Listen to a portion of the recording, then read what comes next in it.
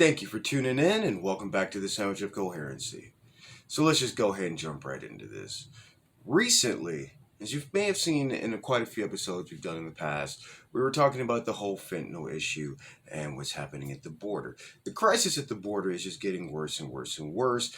And as much as Democrats want to try and pretend that this is just humanitarian aid, they're all just seeking asylum, bullshit. They probably get along better if they told people the actual truth. For some reason, that seems to have better benefits because they're failing at keeping up with their own lies. It changes every single day. It's something different, something different. And let's not forget the biggest liar and piece of shit of them all, AOC. It's the same person who went down to the border during the Trump administration complaining about children in cages. And she took the little photo shoot where she was boo-hooing and crying. Well, at least crying. Yeah, But we find out from pictures that other people took that were there that day that not only did she not go into any buildings, her posing, pretending she's staring at children in cages was her looking at an empty parking lot. And she went on this whole media stint about how it was so tragic to see the children like that. You didn't see shit, but you did get people up in a fervor. You did have people start jumping behind, Trump is so racist, look what he's doing to the children, based off the nonsense that AOC said, which was lies. She was using her imagination. But here's something that isn't imagination. In Inglewood, California recently, the DEA made a bust. 1 million pills laced with fentanyl.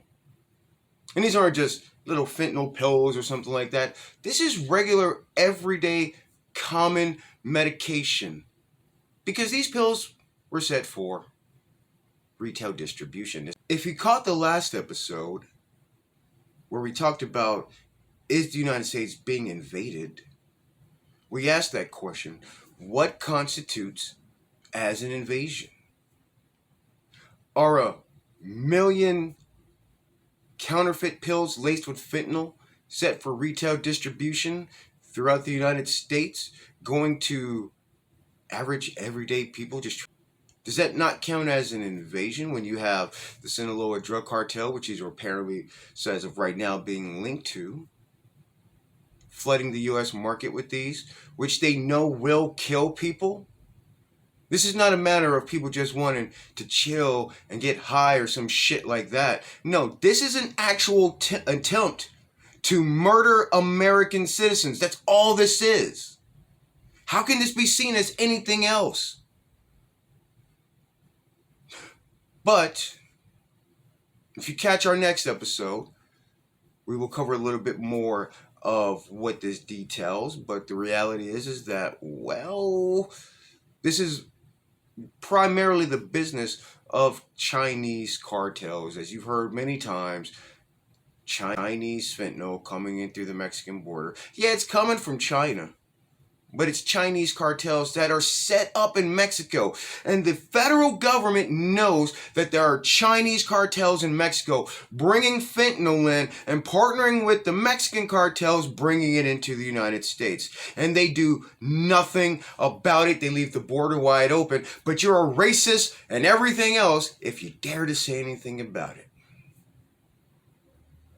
Well, let's just go ahead and jump right into this clip real quick between Sean Hannity and Ted Cruz, which kind of lays a little bit more about this immigration problem that we're having. I know people are like, oh, I'm tired of hearing it. Yeah, that may be, but until something changes, you're not going to stop hearing about it. Hell, I'm sick of hearing this Black Lives Matter nonsense, but I have to listen to it. Good God. You and I are both fathers, Sean. Imagine handing a 7-year-old child over to vicious human traffickers. This is happening over and over and over again, and these kids are being horribly treated. That same spot we saw a patch of grass just by the edge of the river where just days earlier, 2 little girls aged 5 and 6 had been violently raped by the drug cartels. This human tragedy is getting worse and worse and worse, and Joe Biden and Kamala Harris and the Democrats, they don't give a damn about it. They're not willing to do anything to fix it. They don't give a damn about it because if they did, they would have stopped it. Now, you were the first on this program. We couldn't get our cameras when they had all these kids in the cages, and if it wasn't for people like you giving us the video that you took when you demanded to go inside and see it, we wouldn't have been able to show the public what happened. Now, because they know that it is a process release policy, it is drawing all of these people here, and then the drugs on top of it, because all the resources are now focused on the people. So all these drugs are getting into the country, and it's killing our kids.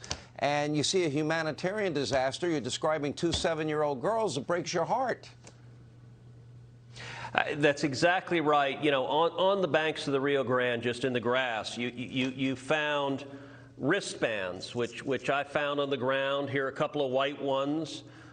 Here's a pink one. Here's a green one. And they're all color-coded. This is a yellow one. All of these are color-coded for how many thousands of dollars the people wearing them owe the cartels. This yellow one is tiny. This was obviously worn by a child. It's not broken. The child's hand was small enough to slip it off without it. This is a little child, a little girl, a little boy who is now in America and finds herself or himself owing drug cartels thousands of dollars. And what happens next is that these kids, the Biden administration ships them to every city in America. Even if you don't live on the southern border, you're in a border town, because there are kids in your town, there are 14, 15, 16-year-old boys who owe the drug cartels thousands of dollars. They're working for the drug cartels, committing crimes in your town. And as bad as that is, the girls have it worse, because the girls find them over and over again trapped in sex slavery. This is immoral. It is horrific. Joe Biden found the time to go to Saudi Arabia, but not to the southern border, to the worst illegal immigration in 62 years. After all that you've just seen and heard, you know, you have to ask yourself, is the United States being invaded? Oh, yes, it is. But let me say this. Obama did a much better job than Biden is on the border. We forget that he was called the deporter-in-chief. He deported a whole lot of illegals. Yes, the guy who came up with DACA still deported the most illegal immigrants. So that tells you that he recognized that there was an issue. Hey, we want to do something about this part here. We want to help this, but we need to stem the flow of this. This is an issue we have to take care of. We can give him his respect for that. Even if not on many other things, we can give him respect for that. But this Biden administration, this is trash. The United States is being invaded, and the invasion is being encouraged by the current administration. Why? And a lot of people don't understand this part, but the districts are drawn for Senate seats and everything else based on population, and you don't have to be a citizen for that to count. So if the Democrat cities can get more illegals into those districts, more illegals into their cities, they will be able to redraw those lines to give them more seats, to give themselves more control. The hope is that by flooding these people into more Republican areas, when they campaign in those regions, they'll be able to say, hey, look what we did. You're here because of us. You need to vote us into these new seats that have been drawn up. But that is why they want illegals to be able to vote. But the problem is, for them, illegals legally can't vote. That's why they wanted to set it up to where we'll just send everybody a ballot. Everyone, legal or illegal, it doesn't matter. And they can fill it out, and when they send it in, we'll sort out which ones are the legal ones or not. These are issues that need to be addressed. These are issues that the Democrats are getting away with, and their constituents don't know it because the Democrat-funded leftist media refuses to tell them the truth. And so when they actually do hear it, they think it's, oh, that's a conspiracy theory. Oh, that's nonsense. Oh, you're making it up. I'm sorry to say that, but yes, most of these things, if not all of them, are true. The people you voted into office don't give two shits about you, and I feel the same way about the Republicans. Look, just because these are elected leaders in the party that I side with more than the other doesn't mean they get a free pass to be absolute pieces of shit. Let's be honest, Mitch McConnell is a piece of shit. He has his moments of clarity from time to time, but as far as a politician, he should be out of office a long time ago. Lindsey Graham gets a little bit more credit than he does, in my opinion, but Lindsey Graham still is not in the side of doing the best. And you have more people on the side of not doing the best on the left. And you would think that it's the Republicans that are trying to do things just to pad their pockets. That would be what you're told, but the reality is that it's the Democrats. They're literally trying to pad their pockets with Chinese money. Oh, they want that Chinese money. That's why they refuse to do anything about it.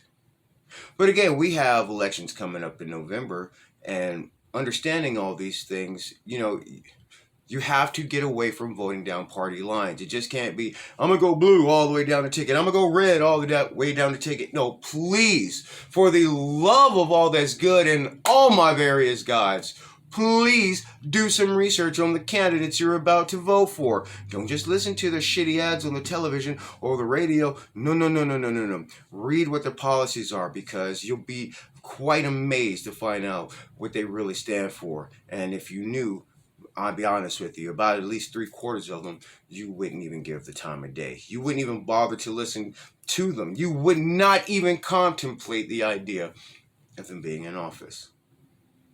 But we're going to see what happens coming up. I thank you for tuning in, and we'll catch you next time.